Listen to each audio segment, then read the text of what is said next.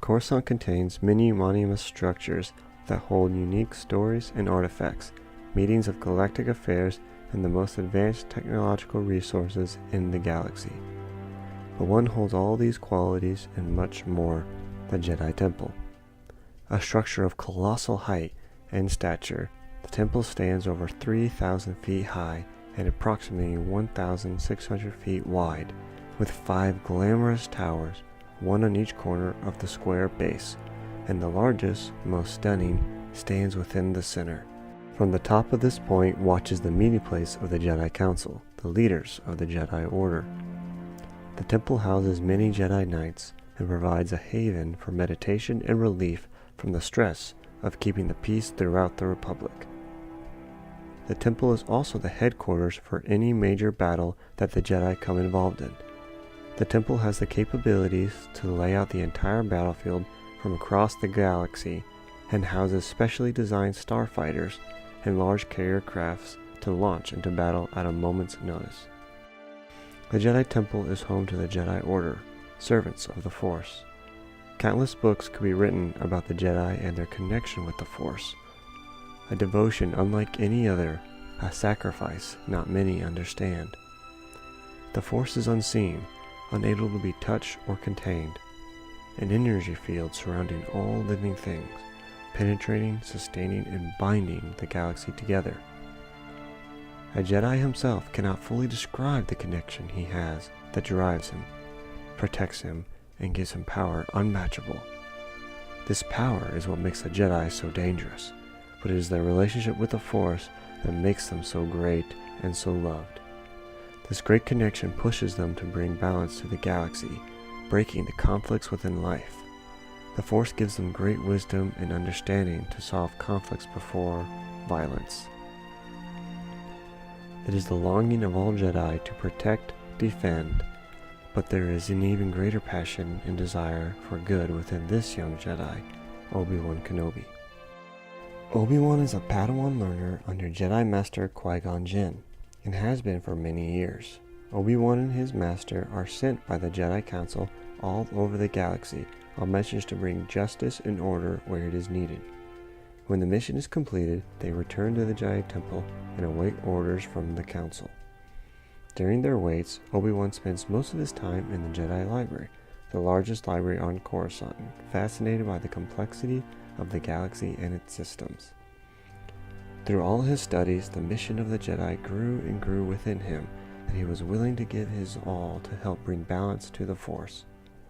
Today, though, Obi-Wan was not in the library, for he and his master were summoned to the Jedi Council with another mission. They walked into the council room and bowed before the masters of the council. "Greetings, Master Qui-Gon and young Obi-Wan.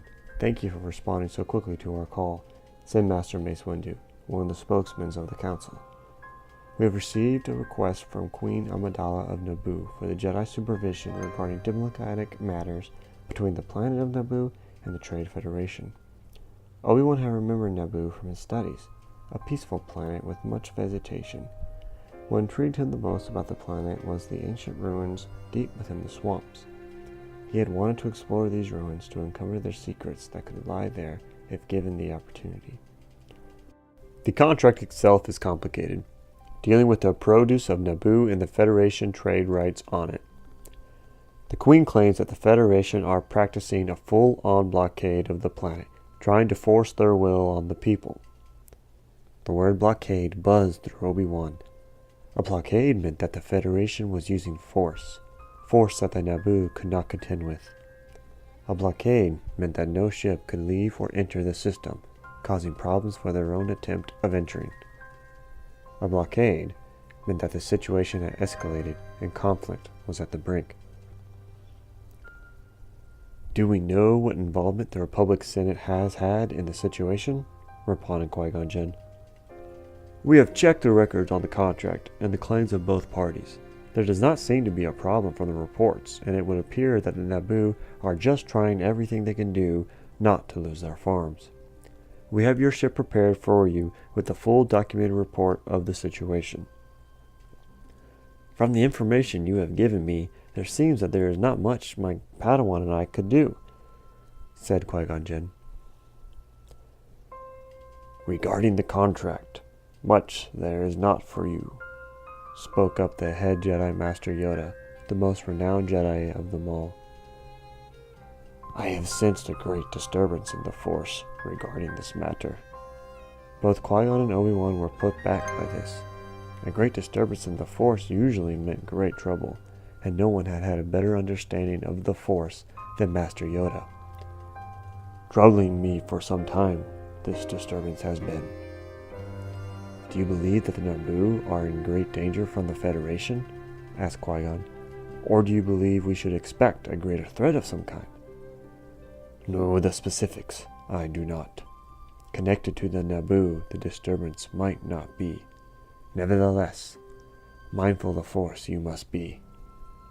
Yoda's long green ears pointed downward, and his eyes seemed to be squinted at Qui-Gon, showing his very old age. The old master stood about 3 feet in height, with green wrinkled skin, and with his hands that only had 3 digits. But though Yoda did not look very powerful or intelligent, Obi-Wan had never met anyone as wise and tuned to the Force as Master Yoda. Yoda would begin most of the younglings' training until the time came for them to be given a master.